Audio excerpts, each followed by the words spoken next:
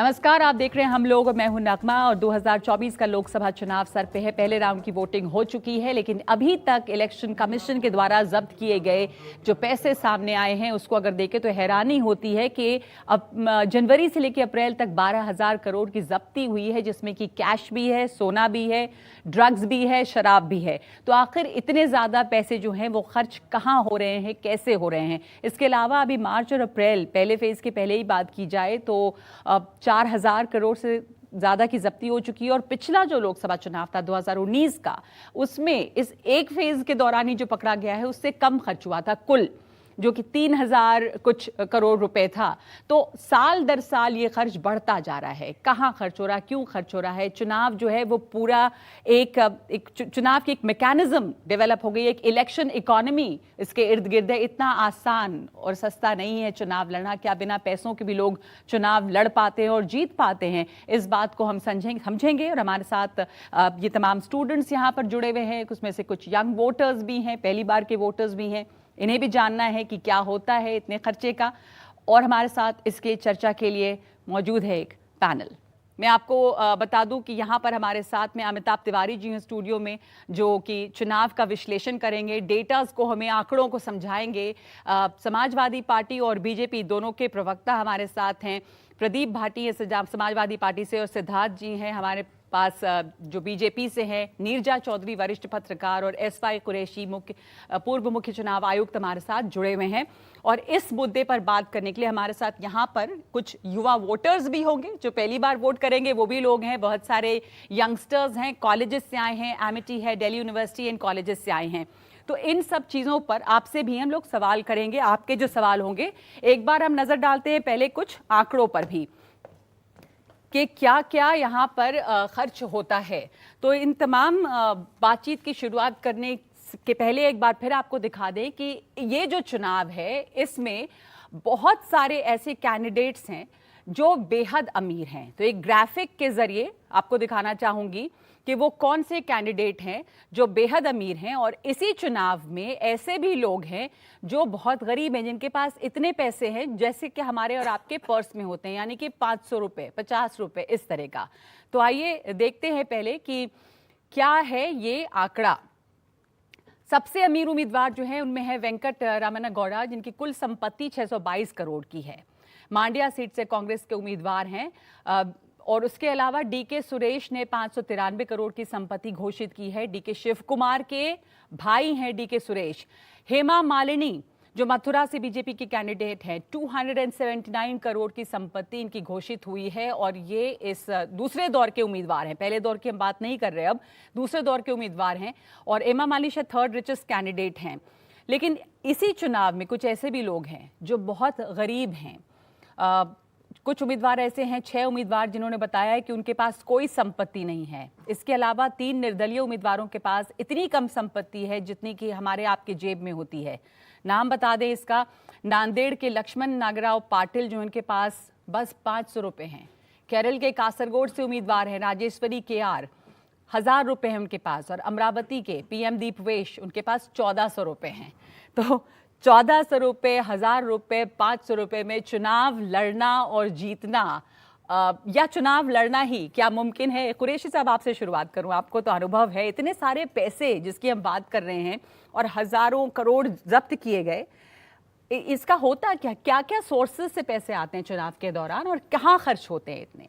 देखिए, बहुत बड़ा इशू है, वाइड इशू है जो आपने रेस किया, और बहुत पुराना इशू है। ये 20-25 साल से हमारे नेतागण इसके ऊपर डिबेट करते रहे हैं कि इलेक्शन में खर्चा होता है, ज़्यादा खर्चा करेंगे तो फिर पावर में आने के बाद कमाई भी उतनी करनी होगी। आपने 5 करोड़ खर्च किए तो 5 करोड़ आपने जमा करने पड़ेंगे। उस तरह करप्शन एक शुरू होती है।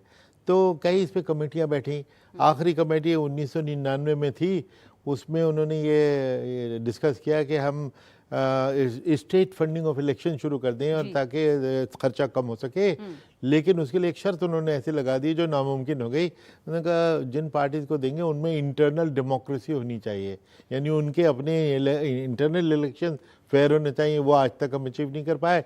तो स्टेट फंडिंग ऑफ इलेक्शन की जो बात थी वो अभी अधूरी रह गई। अमिताभ, आंकड़े अगर कुछ देखें तो चुनाव में खर्च जो है वो हजारों करोड़ की तो अभी जब्ती हुई है, पर आपके पास क्या आंकड़े हैं दिखाने के लिए कि कितना खर्च होता है, कितना चाहिए होता है चुनाव जीतने के लिए? सीएमएस एक थिंक टैंक है, उसने कहा है कि 2019 के चुनाव में 55,000 करोड़ रुपए खर्च किए सारे पार्टियों ने। 2019 के चुनाव में 55,000 से 60,000।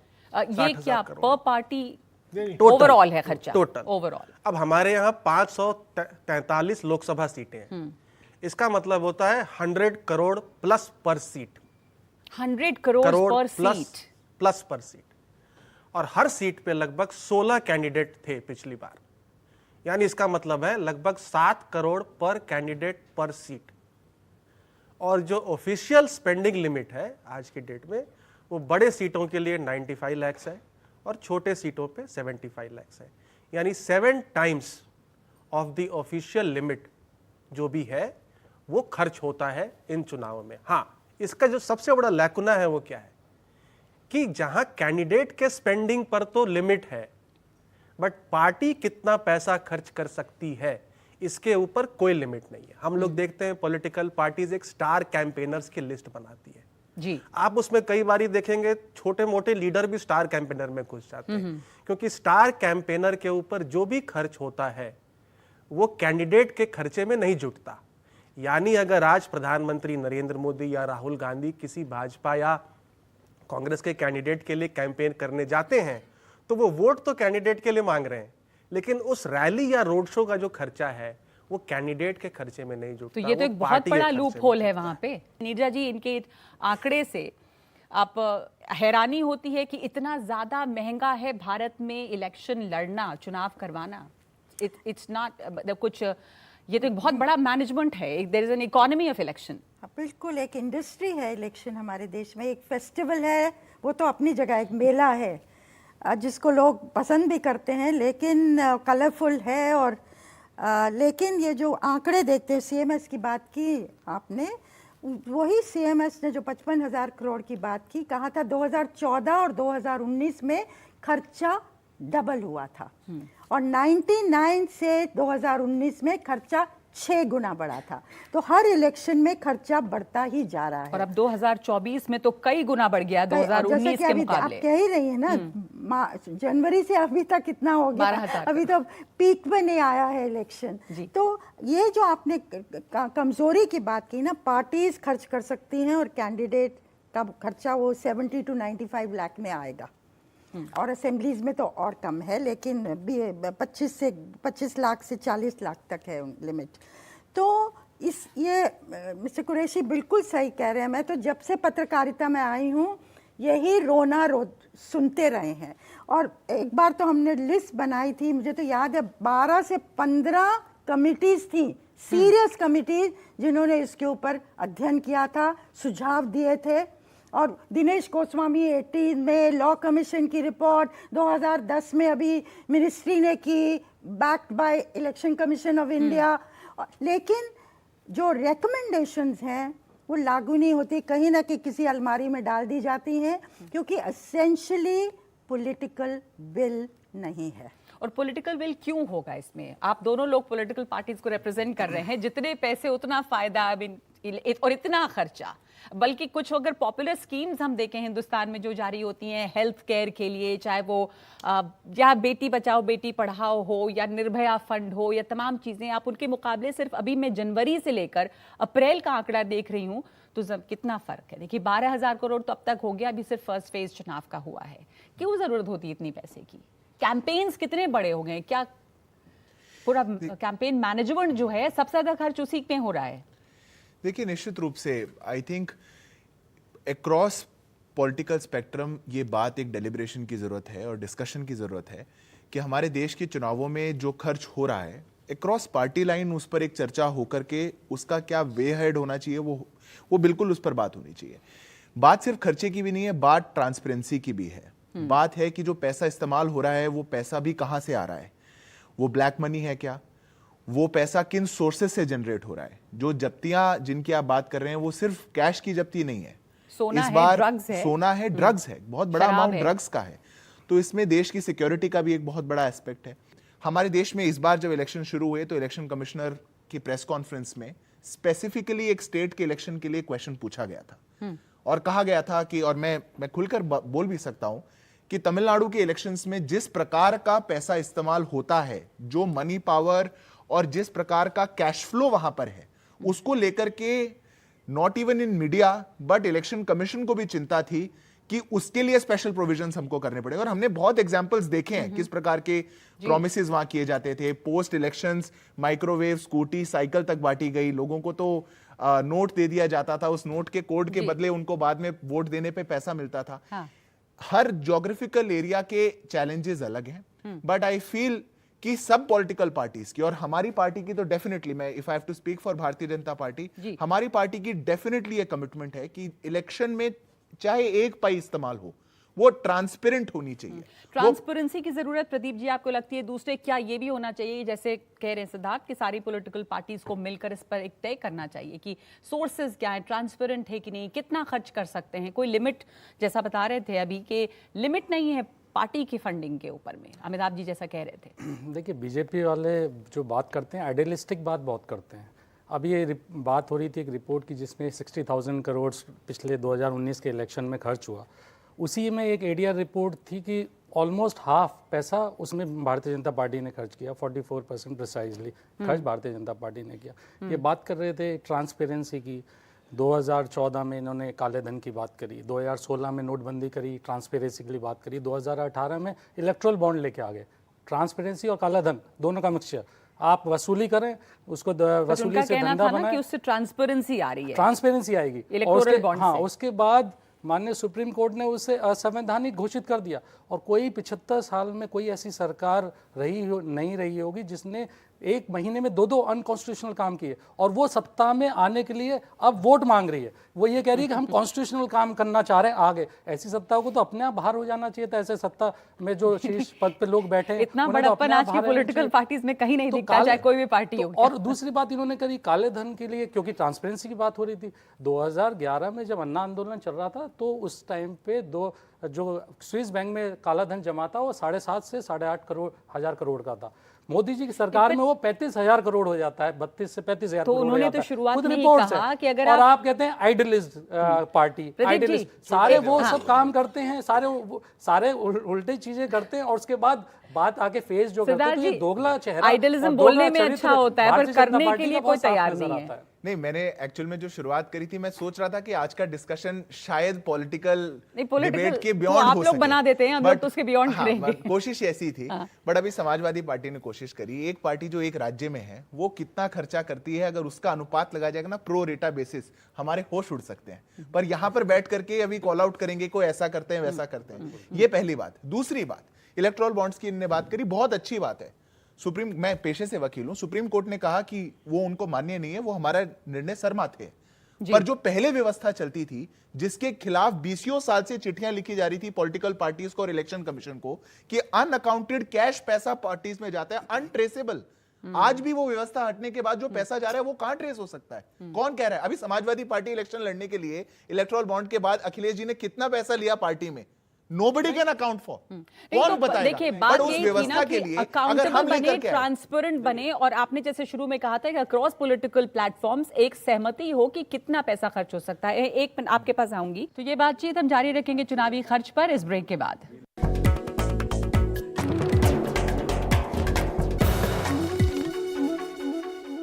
आपने एडीआर का भी जिक्र किया था, तो हमारे साथ में मेजर जनरल अनिल वर्मा हैं, जो हेड है एसोसिएशन फॉर डेमोक्रेटिक रिफॉर्म्स के। अनिल जी, यहाँ पे जो चर्चा हो रही है, तो मैं आपसे ये इस पर एक, चूंकि आप लोगों की रिपोर्ट थी, जानना चाहती हूँ कि इस बार जो अभी तक पहले फेज के चुनाव पर ही जनवरी से अब तक 12,000 करोड़ से ज्यादा के पैसों की जब्ती हुई है, इसमें कई तरह की चीजें शामिल हैं। तो क्या इस चुनाव में मनी पावर पहले से कहीं ज्यादा इस्तेमाल होता हुआ दिखता है? नमस्कार, मुझे बुलाने के लिए धन्यवाद। इस बारी जो नई चीज हमने देखी है वो ये है कि चुनाव का ऑफिशियल अनाउंसमेंट होने से पहले ही जनवरी फरवरी में इस साल के तकरीबन 7500 करोड़ के करीब की सीजर्स इलेक्शन कमीशन ने किए थे, यानी कि जब्ती, जिसमें cash, drugs, liquor, precious metals और इस प्रकार की चीजें होती हैं। और उसके बाद जब इलेक्शंस का अनाउंसमेंट हुआ 16 मार्च को, उसके बाद से जो अभी प्रेस इंफॉर्मेशन एक प्रेस रिलीज इलेक्शन कमीशन ने किया है पिछले 2-3 दिन पहले, उसमें बताया है कि तकरीबन 100 करोड़ हर रोज पकड़ा जा रहा है। तो इसका अमाउंट उन्होंने अभी बताया 4,650 करोड़ रुपए, यानी कि टोटल जनवरी से लेके अभी तक, जबकि अभी अप्रैल के बीच में ही है, लगभग 1200 करोड़ का जब्ती हो चुका है। अब इससे साफ जाहिर है कि ये धनबल का प्रयोग तो पॉलिटिकल पार्टीज पूरा कर रही हैं। इसमें अभी ये डिटेल्स मालूम नहीं है हमें कि इसमें पॉलिटिकल पार्टीज की तरफ से जो वोटर्स को लुभाने के लिए दारू पैसा वगैरह बहाया जाता है वो कितनी तादाद है। 2014 के जो चुनाव हुए थे उसके बनिस्बत मेरे ख्याल से 3,470 करोड़ के करीब टोटल सीजर्स हुए थे 2014 के इलेक्शन में, और अभी आप देखिए कि 12,000 करोड़ के करीब करीब ऑलरेडी हो गया है जी। जो कि उससे कई गुना है। इसी प्रकार से जो नवंबर पिछले साल 2023 में 5 स्टेट्स में इलेक्शन हुए थे, उसमें भी जो पकड़ा गया था, इलेक्शन कमीशन ने जो ऐलान किया था प्रेस रिलीज के द्वारा नवंबर में, उसमें भी 7 गुना ज्यादा 2018 के चुनाव जो 5 असेंबलीज के हुए थे उसके बनिस्बत पकड़ा गया। तो आप ये देखिए कि ये ग्राफ बिल्कुल आसमान की तरफ को जा रहा है। तो ये समस्या जो है इसको कम करने के लिए एक तो पॉलिटिकल पार्टीज के ऊपर बहुत सख्त निगरानी रखनी पड़ती है इलेक्शन कमीशन ऑफ इंडिया को, और दूसरा हमें वोटर्स को भी ये एजुकेट करने की जरूरत है, बताने की जरूरत है कि भाई ये गैर कानूनी चीज है, आपको ये चीजें एक्सेप्ट नहीं करनी चाहिए। ये किस तरह से निगरानी रखी जा सकती है? इलेक्शन कमीशन निगरानी रखता है, पर कितना मुश्किल है इसको कंट्रोल करना? जैसे कि चुनावी खर्चा है, पार्टीज के ऊपर कोई लिमिट नहीं है, कैंडिडेट्स के ऊपर तो खर्च की लिमिट है, तो आप लोगों के लिए कितना मुश्किल होता है और किन तरह से वहां पर दिखता है ये पैसे का खर्च? कुरैशी साहब जी देखिए, हम लोगों ने जब ये मैंने बताया ना एक्सपेंडिचर मॉनिटरिंग डिवीजन 2011 में बनाई थी, उसमें हम इनकम टैक्स के कमिश्नर जिनको फील्ड का भी एक्सपीरियंस था और हेडक्वार्टर का भी था, उनको हम लाए, उन्होंने सारे रूल्स बनाए और हमने ये पकड़ धकड़ शुरू की थी पहली बार। तो पहले इलेक्शन में तो 100-200 करोड़ पकड़े, छोटी मोटी होती है, लेकिन ये बढ़ती जा रही है। और फिर हमने एक स्टडी की कि किस किस तरीके से बेईमानियाँ होती हैं। एक प्याली चाय भी आप वोटर को नहीं पिला सकते, वो रिश्वत मानी जाती है। लेकिन क्या हमने देखा कि इलेक्शन के दौरान हर किस्म की पार्टियां, किसी का मुंडन सेरेमनी हो रही है, किसी का भतीजे का पोता पोती का बर्थडे हो रहा है, सारे उन्हीं दिनों हो रहे होते हैं। और तो और हमारे एक ऑब्जर्वर ने देखा एक बड़ी शानदार शादी हो रही है, 3-4 हज़ार उसमें लोग हैं, शराब चल रही है, बिरयानी खाना चल रहा है। तो हमारा ऑब्जर्वर अंदर दूल्हा दुल्हन को मुबारकबाद देने गया, तो वहाँ ना दूल्हा था ना दुल्हन थी, और वेडिंग पार्टी थी। तो हमने देखा ये तो फेक पार्टी भी होती है। अच्छा। तो ये हमने एक मोडस ऑपरेंडी 1940 में ये पकड़ा। लेकिन इसका मतलब है कि हमने पकड़ लिया, हम स्मार्ट है ऐसा नहीं है, वो हमसे ज्यादा स्मार्ट है। अभी भी फेक शादी होती है, लेकिन अब किराए का दूल्हा और किराए की दुल्हन वहाँ खड़ी हुई मिलेगी और उसके पास प्रिंटेड इनविटेशन कार्ड होगा एज ए सबूत कि भाई ये तो जेन्युइन शादी है। इस किस्म की बेईमानियां वो एक बहाना होता है लोगों को खिलाने पिलाने लोगों को खिलाने पिलाने का। और बिना खाए पिए वोटर्स वोट देने को तैयार नहीं देते, है। क्योंकि हमारी कोशिश थी, अभी जैसे जनरल साहब ने कहा कि वोटर एजुकेशन की जरूरत है। शुरू में ये बड़ी कामयाब हुई थी। हमने वोटर को ये समझाया था कि भैया देखो ये घाटे का सौदा है, अगर आपने 500 रुपए 1000 रुपए लेके वोट दिया तो ये घाटे का सौदा इस तरह है कि आपका कोई काम एमएलए फ्री में नहीं करेगा, फिर वो आपसे 20,000 रुपए मांगेगा, तो बताओ कौन फायदे में है। तो इसलिए ये जो चल रहा, आपने ये भी कहा कि बहुत सारे तरीके हैं जो बेईमानी के, कई उसको भी आपने लिस्ट किया। अमिताभ जी, इसमें आपके पास कुछ और आंकड़े कि ये जैसे तमिलनाडु की यहाँ पर उन्होंने बात की थी, पर एक्सपेंडिचर जो हो रहा है चुनाव में उसमें भी कुछ रीजनल डिवाइड भी दिखाई देता है क्या, और क्यों? हाँ, ऑफ कोर्स पिछली बार लोकसभा चुनाव में वेल्लोर सीट का जो लोकसभा था वो रद्द कर दिया गया था, क्योंकि 11.5 करोड़ कैश वहां पे रिकवर हुआ था एक बार में। तो साउथ में हमने देखा है कि ज्यादा खर्च होता है। अगर वही जो सीएमएस की रिपोर्ट है वो कहती है कि 75 से 85 सीटें थी ऐसी जहां कैंडिडेट्स ने 40-40 करोड़ रुपए भी खर्च किए। उसमें से ज़्यादा सीटें साउथ ऑफ इंडिया में है। वहाँ एक चलन है, अगर आप देखेंगे तो फ्रीबीज का भी चलन वहीं से शुरू हुआ था। इस 55,000-60,000 करोड़ में से 12,000 से 15,000 करोड़ उस रिपोर्ट के अनुसार, सीएमएस के अनुसार, कैश डिस्ट्रीब्यूशन है। 12,000 से 15,000, यानी कि सीधे वोटर्स को कैश दे दिया कैश जा दिया रहा है। गया। 10 से 12% लोगों ने सर्वे में कबूल किया है कि हमने कैश लिया है, और 60 से 65% दूसरे लोगों को भी मिला है। यानी 75 से 80% लोगों को लगभग कैश डिस्ट्रीब्यूशन हुआ। और अभी सर ने बात करी कि भाई वोटर एजुकेशन की बात है। एक एंगल ये भी है कि वोटर कहता है, कई ऐसे वोटर हैं वो कहते हैं कि भाई ये एमएलए एमपी तो कभी दोबारा दिखने वाला नहीं है, तो इससे 5,000 रुपए, 1,000 रुपए, 2,000 रुपए, 10,000 रुपए जो मिल रहा है ले लो, जो मिल रहा है अभी ले 5 साल लीजिए। तक तो दिखेगा नहीं है, पहली बात। दूसरी बात ये भी कि बहुत इंपॉर्टेंट है समझना कि मनी पावर से चुनाव नहीं जीता जाता है। आई थिंक ये भी कोरिलेशन करना सही नहीं है। मनी पावर से नहीं जीता जाता तो इतना मनी पावर दिख हाइजीन क्यों रहा फैक्टर है ये हाइजीन फैक्टर है। अब अगर आप क्या है एनडीटीवी hygiene है, factor? अगर आप एनडीटीवी है और अगर आपने चैनल खोला है, तो बाकी सब चैनल अगर 24/7 प्रोग्राम दिखा रहे हैं तो आपको भी दिखाना पड़ेगा। So it's a hygiene factor. मतलब कोई एक खर्च कर रहा है तो हम भी खर्च करेंगे। पीयर प्रेशर में आपको खर्च करना पड़ता है। तो आखिर भारतीय चुनाव इतने महंगे क्यों होते हैं, किस तरह से हम इसको और ट्रांसपेरेंट बना सकते हैं? इस ब्रेक के बाद ये चुनाव पर बातचीत जारी रहेगी।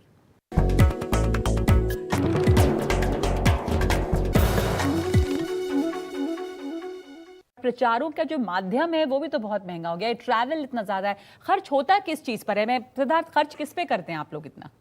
मतलब लोगों को लेना देना वो, उसके अलावा बात कर रही हूँ कि कैंपेन में, होर्डिंग में, बैनर, पोस्टर, ट्रैवल कहाँ खर्च होता है? क्यों? वो जो कैंडिडेट है जिनके पास 500 और 1000 रुपए हैं, उनका कोई भविष्य है चुनाव जीतने का?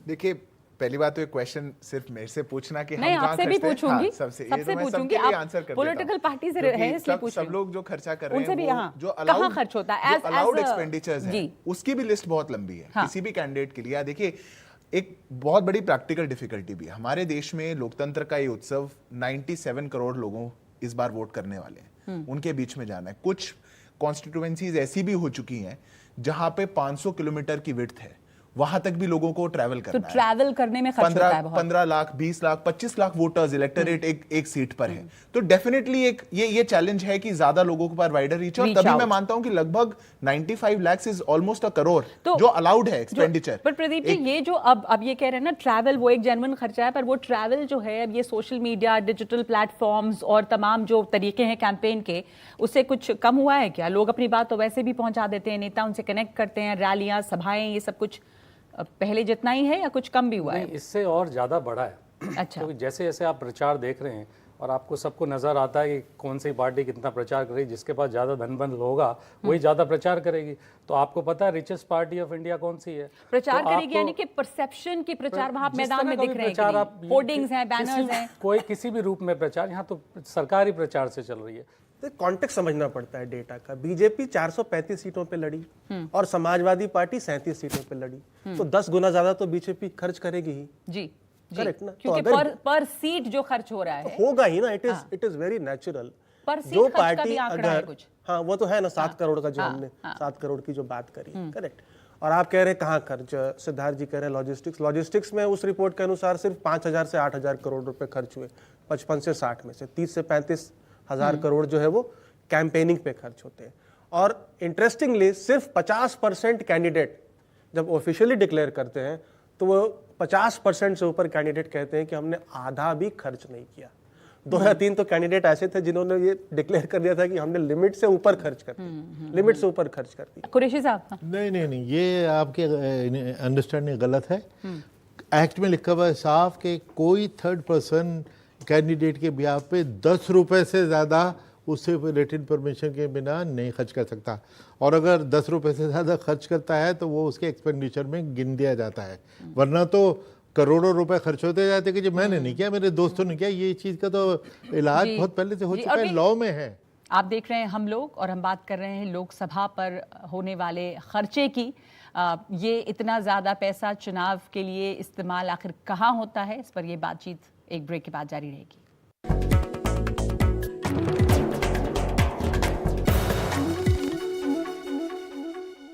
ये सुन के आप लोगों को कुछ हैरानी हो रही है देखिए हम कितने खर्च कर रहे हैं, दिन रात चुनाव हो रहा है। सवाल पूछे जाते हैं, आप माइक है पीछे आप जी। हेलो सर, मेरा क्वेश्चन प्रदीप सर और सिद्धांत सर से है। जैसे कि मैम ने भी बताया कि जनवरी से लेकर अभी तक 1200 रुपये करोड़ जब्त किए, 12,000 करोड़ रुपए जब्त किए गए हैं, और हाल ही में राजस्थान में 444 करोड़ रुपए जब्त किए गए हैं। सर, जो ये पैसे जब्त होते, क्या इनका किसी भी प्रकार आम आदमी तक लाभ पहुँचता है? ये जाते कहाँ हैं? और इसके साथ ही मेरा एक और सवाल है कि जितने भी पैसे जब्त किए जा रहे हैं वो सारे के सारे अपोजिशन पार्टी के नेताओं के घर से या फिर उनके थ्रू जब्त किए जा रहे हैं। तो क्या हम इससे ये समझ सकते हैं कि जो हमारी मौजूदा रूलिंग गवर्नमेंट है वो पूरी तरीके से ट्रांसपेरेंट है, ईमानदार है, और वो किसी भी प्रकार की इल प्रैक्टिस नहीं कर रही है? और किसी और का भी सवाल नीचे में भी माइक देंगे, एक बार मेरे इकट्ठा जवाब दें। Thank you ma'am. मेरा नाम अमरिंदर प्रताप सिंह है। मेरा सवाल ड्रग्स से रिलेटेड है, क्योंकि हमने इस पूरे डिस्कशन में पैसों पे बात की, प्रचार पे बात की, बट हमने ड्रग्स को साइडलाइन कर दिया। मैम, भारत ऐसा देश है जिसको यंगेस्ट नेशन बोला जाता है। इलेक्शन कमीशन के रिपोर्ट के हिसाब से 4,650 करोड़ जब्त हुए, जिसमें से मैम 45% सिर्फ ड्रग्स ही जब्त हुई, जो कि पिछली बार के लोकसभा चुनाव के मुताबिक इस बार ज्यादा कंसिडरेबल इंक्रीज है। तो इस चीज में इसका इंपैक्ट सिर्फ हमारे इलेक्शंस पे नहीं पड़ रहा, हमारे यूथ पे भी पड़ रहा है। तो इस पे हम गवर्नमेंट क्या एक्शन? नीरजा जी, आप में से कोई भी इसका जवाब देना चाहेंगे? दोनों का। एक तो पॉलिटिकल पार्टी से भी सवाल था कि जो इतने जब्त हो रहा है वो कहाँ जा रहा है, पैसा इस्तेमाल होता है कि जनता के लिए? आपने बहुत ही अहम चीज उठाई है। ड्रग्स का इस्तेमाल करना किसके लिए, किसको दिया जा रहा है, क्या करने के लिए दिया जा रहा है? पैसा की तो फिर भी समझ में आती है, आपने वोटर को दिया। और कई तमिलनाडु का तो हमने सुना था पिछली इलेक्शन में हर वोटर को 5,000, फैमिली में 25,000। अब और स्टेट्स में भी ऐसा होगा। और कई बार वोटर को ना कहना प्रॉब्लम हो जाता है कि उनको जो पार्टी आपको दे रही है उसको लगेगा ना कहा तो दूसरी पार्टी को देंगे, तो फिर उसका आपके ऊपर एक विंडिक्टिवनेस आ जाती है कि हम इनको समझ लेंगे हम। लेकिन ड्रग्स तो बहुत अलग चीज़ है। सोना भी मान लीजिए एक कैश का तरीका है, बट ड्रग्स तो आप पूरी जेनरेशन को आप अफेक्ट करने वाले हैं। बात यह है कि चुनाव में कितना खर्च हो रहा है और क्वेश्चन पूछा गया बस मैं उसका जवाब दे रहा हूं। तो हमसे पूछा गया कि ऑपोजिशन के बहुत लीडर्स के पास मिलता है, इसका क्या समझा जाए? इतना तो जरूरी समझा जाए कि जिनके पास मिल रहा है वो गलत है। आप उसको किसी एंगल से नहीं जस्टिफाई कर सकते। आप क्या कहेंगे? मेरे पास अब देखिए समय खत्म हो गया इसके ऊपर, जल्दी से एक बात। इनके पास नहीं मिल रहा है, जिसपे सरकार पाक साफ नजर आ रही है और सारे घोटाला में होके सबको वापस अपने अंदर लेने करती है। लेकिन एक छोटी सी बात है, सिर्फ इन्होंने जो ड्रग्स की बात उठाई उसके साथ साथ एक बहुत अच्छा कल्चर चला है। आप 5 किलो राशन देके और वोट लेने की प्रयास करें। 2022 में उत्तर प्रदेश के चुनाव में आपके 14.5 करोड़ लोगों को फ्री राशन, फ्री तेल, सब कुछ दिया गया। नहीं, बट देखिए खाली 82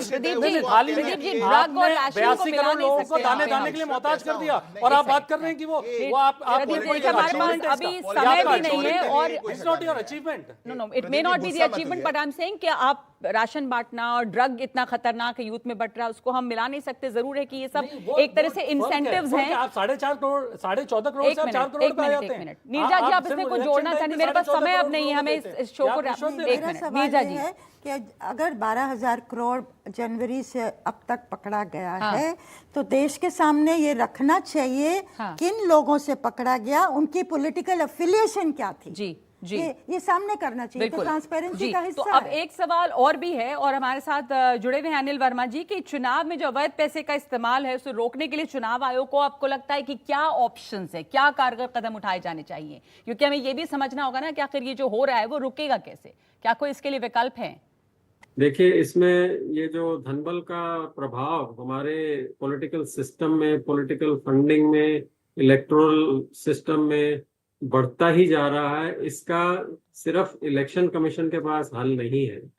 इसमें इलेक्शन कमीशन, हमारी गवर्नमेंट और सिविल सोसाइटी और वोटर्स सबको मिलकर काम करना पड़ेगा। लेकिन हाँ, मेन काम जो है वो पॉलिटिकल पार्टीज का और गवर्नमेंट का है। उन्हें जो कानून वो पास करते हैं जी, जैसे मैंने आपको बताया था कि ये गैर कानूनी है लॉ के हिसाब से, लेकिन फिर भी पॉलिटिकल पार्टीज ये गैर कानूनी धंधा करती हैं और वोटर्स को ये रिश्वत के तौर पर दिया जाता है वोट करने के लिए। तो इलेक्शन कमीशन तो अपना काम मुस्तैदी से कर रहा है, और जैसे हम देख रहे हैं कि अभी जो सीजर्स है वो कितने गुना बढ़ गए हैं, क्योंकि इलेक्शन कमीशन ने अपना सिस्टम कमीशन मुस्तैदी से अपना काम कर रहा है। आपने पॉलिटिकल विल की बात की है। मैं एक मिनट कुरैशी साहब को और अमिताभ जी को इसमें जोड़ना चाहती हूँ। एक सेकंड कि ये जो पॉलिटिकल विल की बात है, या हम आखिरी मेरा सवाल होगा क्योंकि वक्त अब कम है आप दोनों से, आपके पास विकल्प क्या दिखते हैं इसके, क्या किया जा सकता है? जी देखिए, एक तो ये जो पॉलिटिकल फाइनेंस के बारे में कि सरकार पे करे, हाँ। इलेक्शन की फंडिंग के तो मैं खिलाफ हूँ, लेकिन पॉलिटिकल पार्टीज को पैसे की ज़रूरत होती है। उसके लिए मैंने सजेस्ट किया नेशनल इलेक्शन फंड बना दिया जाए, उसमें सारे डोनर डोनेट कर दें, किसी उनको तो कोई डर नहीं होगा नेशनल फंड में डालने के लिए। और वहाँ से इलेक्टोरल परफॉर्मेंस के बेसिस पे मैंने 100 रुपये पर वोट के हिसाब से हिसाब लगाया था कि अगर हमने तो 6000 करोड़ हम बांट देंगे चेक से, तो किसी पॉलिटिकल पार्टी को किसी के टांग नहीं मरोड़नी, किसी के हाथ नहीं तोड़ना, शराफत से आपको चेक मिलता जाएगा based on your performance. Elections less costly करना तो बहुत मुश्किल है, क्योंकि हर साल खर्च बढ़ता ही चला जा रहा है इसका, हर साल खर्च बढ़ता जा रहा है और पॉलिटिकल विल इसमें आने वाला नहीं है, क्योंकि पैसा जो है वो बहुत बड़ा रोल प्ले करता है। इलेक्टोरल बॉन्ड्स एक सही स्टेप था, उसमें एक ट्रांसपेरेंसी की इशू थी। अगर वो ट्रांसपेरेंसी इशू उसमें से सही कर दिया जाए तो जरूर वाइट फंडिंग ऑफ इलेक्शंस की तरफ वो एक अच्छा कदम था, और उससे रिलेटेड कुछ न कुछ हम देख सकते हैं अगले 5 सालों में ये सरकार ले सकती है। White funding of election possible है नीरजा जी? देखिए, वाइट होगा, जैसे कि नेशनल इलेक्शन फंड की बात की, या पहले स्टेट फंडिंग जो मैं भी नहीं एग्री करती, लेकिन उसके ओवर एंड अप फिर ब्लैक मनी तो होगा ही होगा। तो ये तो छोटा सा हिस्सा होगा, जैसे इलेक्ट्रल बॉन्ड बहुत ही छोटा सा मिनिस्क्यूल हिस्सा है एक्चुअल फंडिंग का। ये भी बहुत दिलचस्प होगा समझना कि यहाँ हिंदुस्तान में और कुछ और देशों में, क्या कोई ऐसे भी देश हैं जहाँ पर इतने ज़्यादा पैसे नहीं खर्च होते और इलेक्शन बहुत सिंपल सोबर तरीके से हो जाते हैं बिना इस तरह के खर्च के? तो ये कभी आगे भी हम इसके ऊपर बातचीत करेंगे। बहुत धन्यवाद आप लोगों का हमारे साथ जुड़ने के लिए।